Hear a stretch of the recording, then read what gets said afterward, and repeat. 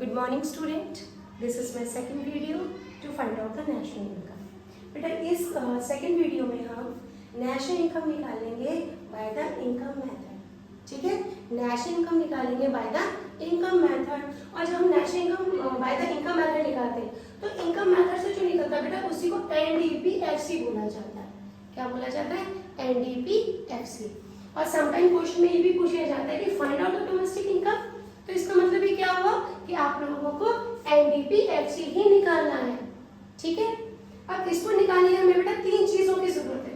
The first one is compensation of employ, फिर add करेंगे operating surplus, उसके बाद हम ऐड करेंगे बेटा mixed income of self employ.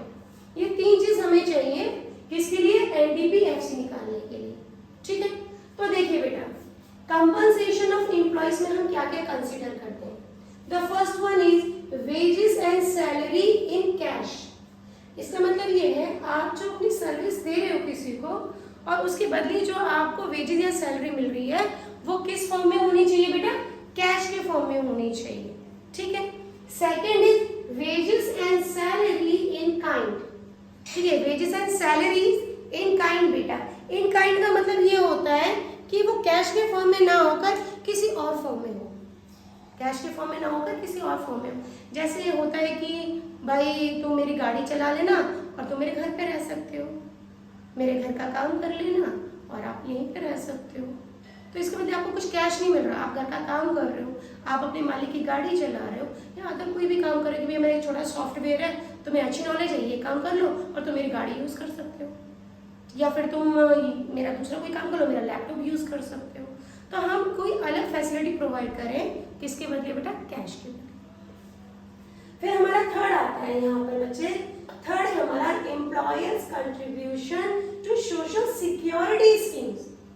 ध्यान रखना बेटा, यहाँ पर ये चीज बोली गई है ना, ये अपने आप में बहुत इंपॉर्टेंट रखता है पार्ट. एम्प्लॉयर्स कंट्रीब्यूशन लेना, एम्प्लॉयज मत लेना बेटा, क्योंकि एम्प्लॉयज तो ऑलरेडी हम इन काइंड इन सैलरी में अपना देख लेंगे. ठीक है, लेकिन यहां अगर आपने एम्प्लॉयज ले लिया तो यह आपका क्वेश्चन गलत जाएगा. ठीक है, आपको यह क्या लेना है? Employers contribution to social security scheme. ठीक है, इसके अंदर आप कर सकते हो तो जैसे रिटायरमेंट पेंशन होगी, ग्रेजुटी हो गई, बोनस हो गया, ये सारी चीज इसके अंदर आती है. ठीक है, तो यहाँ पर हमें तीन एस्पेक्ट चाहिए बेटा. wages and salary in cash, wages and salary in kind, and employers' contribution to social security scheme. Not employee, employers. Okay? अगर मान लीजिए, देखो यहीं से समझना क्वेश्चन, कंपनसेशन ऑफ एम्प्लॉयज अगर गिवन है और ये भी सब गिवन है, हम इसे नहीं लेंगे. ध्यान रखना, अगर क्वेश्चन में ये है और ये तीनों भी हैं तो हम क्या नहीं लेंगे?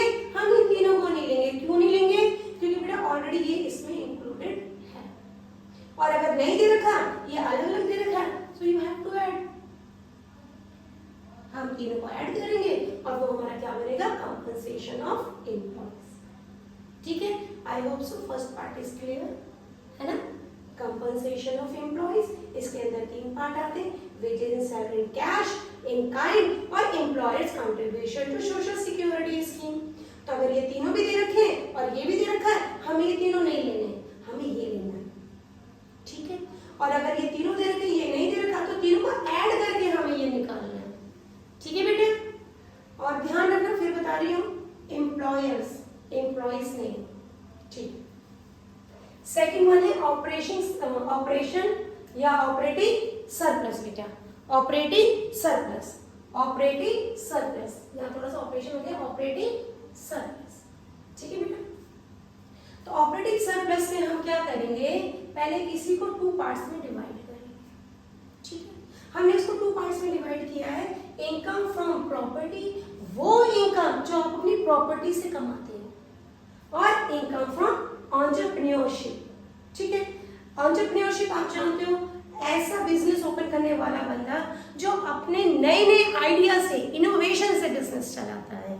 ठीक है बच्चे, तो यहाँ पर आइए इनकम फ्रॉम प्रॉपर्टी.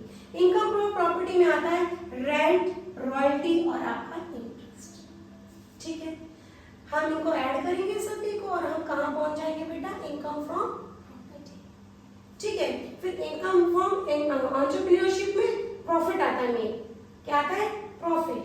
तो अगर बेटा ये सब नहीं दे रखा होता तो हमें इन सबको ऐड करना होता है, corporate tax, dividend, undistributed profit या रिटेन अर्निंग भी इसको बोला जाता है। तो हमें चढ़ना कहां से? सीढ़ियां। सुनो, अगर ये दे रखा है तो हमें इससे कोई मतलब नहीं है, कुछ भी दे दो हमें कंसिडर नहीं करना, हमें सिर्फ इससे मतलब, इससे ऑपरेटिंग सरप्लस। अगर ऑपरेटिंग सरप्लस नहीं दे रखा बेटा तो हमें यहाँ पर काम करना है।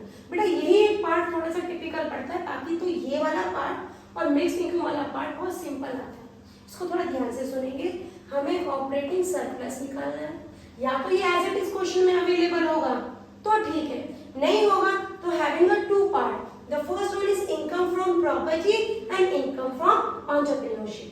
तो property, rent, royalty and interest, ठीक है, हम इन तीनों को ऐड करेंगे और हम यहाँ पहुंच जाएंगे बेटा। और यहाँ पर जब इनकम फ्रॉम एंटरप्रेन्योरशिप आएगा तो इसका मतलब प्रॉफिट की बात हो रही है। अगर प्रॉफिट दे रखा है और ये भी दे रखा है, हम इसे नहीं लेंगे बेटा, क्योंकि ये तीनों की तीनों यहाँ ऐड हो रखी है प्रॉफिट में, हमें ये नहीं लेने। हमें कब लेने? जब ये कुछ नहीं दे रखा, तो हमें पहुंचना है यहाँ तक। तो इनको तीनों को ऐड करके यहाँ पहुंचेंगे और इन तीनों को ऐड करके यहाँ पहुंचेंगे और ये फिर यहाँ पहुंचकर ऐड हो जाएगा, ठीक है। जैसे क्वेश्चंस में आता है कि rent, royalty, interest, profit and corporate tax या डिविडेंड, तो आप किसको ऐड करोगे? रेंट, रॉयल्टी, इंटरेस्ट और प्रॉफिट को। अगर प्रॉफिट के पार्ट दे रखे हैं तो वो हमें इंक्लूड नहीं करेंगे बेटा, क्योंकि वो ऑलरेडी इसमें इंक्लूड हो रखे हैं, ठीक है। अगर ये अलग अलग दे रखा है तो ध्यान रखना बेटा, rent, royalty, interest and profit, हम ये चारों को ऐड करते हैं। अब मान लीजिए ये नहीं दे रखा, ये तीन दे रखे हैं, तो फिर ये दे रखा होगा, फिर इनको ऐड करके हम प्रॉफिट पे पहुंचेंगे, ठीक है। अब मान लीजिए ये सारे दे रखे हैं और ये भी दे रखा है, तो हमें इससे मतलब ही क्या है कि ये इसी का ही तो पार्ट है, तो इसका मतलब हमें ऑपरेटिंग सरप्लस लेनी है। ध्यान से सुन रहे हो ना बेटा? अगर ये दे रखा हो हमें इससे कोई मतलब नहीं है, अगर ये नहीं दे रखा इसका मतलब इनमें से कुछ दे रखा होगा, इसलिए मैंने ये ब्लू पेन से लिखा है बेटा, मेनली हमें इसको इसको इसको और इसको ऐड करना है। ये तो एज इट इज गिवन होगा, इसके लिए प्रॉब्लम आ सकती है कि ये ना देकर ये सब दे रखा हो, तो इसको ऐड करके हम प्रॉफिट निकालेंगे और प्रॉफिट को फिर इनके साथ ऐड करके हम ऑपरेटिंग सरप्लस निकालेंगे, ठीक है। And the last one is mixed income of self employed. Self employed यानी खुद का एम्प्लॉयमेंट है, जैसे फार्मर्स होते हैं, खुद खेती करते हैं, आपके बार्बर्स हैं, अपनी खुद की शॉप है, डॉक्टर्स होते हैं, लॉयर्स होते हैं, ये खुद काम करते हैं अपने लिए, तो ये सब मिक्स्ड इनकम में आ जाते हैं। तो बेटा इन सबको ऐड करके मैं कहाँ पहुंची? आप बताएंगे थोड़ा सा? इन सबको ऐड करके मैं पहुंच रही हूँ बेटा NDPFC पे, ठीक है। अब मुझे इससे ना नेशनल इनकम निकालनी है। बाय द NDPFC हमें क्या करना है? नेशनल इनकम निकालनी है। तो नेशनल इनकम निकालने का फॉर्मूला हम देखो कैसे करेंगे, NNPFC और हमारे पास है NDPFC। तो चलिए अब हम इसको क्या कर रहे हैं? चेंज कर रहे हैं। अब बेटा बताइए, वेट करो भाई ना बेटा, जब n को n में चेंज करेंगे तो both are same, there is no need to change. अब देखिए d को n में कर रहे हैं तो plus net factor income from abroad, ये हमें इसमें ऐड करना है। उसके बाद हमारा PP है, no need to change. FFFFC है, जो FCFC है, नो नीड टू चेंज। आप इसमें net factor income from abroad को ऐड करोगे और सीधा आप अपने नेशनल इनकम पे पहुंच जाओगे। आपने अपना नेशनल इनकम निकाल लिया। ये बहुत ही सिंपल है बेटा, बस थोड़ा सा कंसंट्रेशन की जरूरत है सिर्फ इस पार्ट के लिए। किस पार्ट के लिए? सिर्फ इस पार्ट के लिए। तो एक बार हम लोग थोड़ा रिवाइज कर लें। इनकम मेथड से हम NDPFC निकालते हैं और इसी को ही इनकम, ये डोमेस्टिक इनकम बोला जाता है।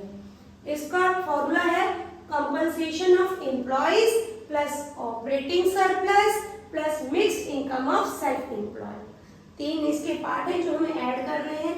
तो बेटा कंपनसेशन एम्प्लॉय के तीन पार्ट्स हैं, wages and salary in cash, in kind and employers contribution to social security scheme. हम तीनों को ऐड करके यहाँ पहुंच जाएंगे। अगर किसी क्वेश्चन में ये 3 भी दे रखे और ये भी दे रखा है, हम ये 3 सॉरी हम ये 3 ऐड नहीं करेंगे, हम डायरेक्ट इसी को कंसीडर करेंगे।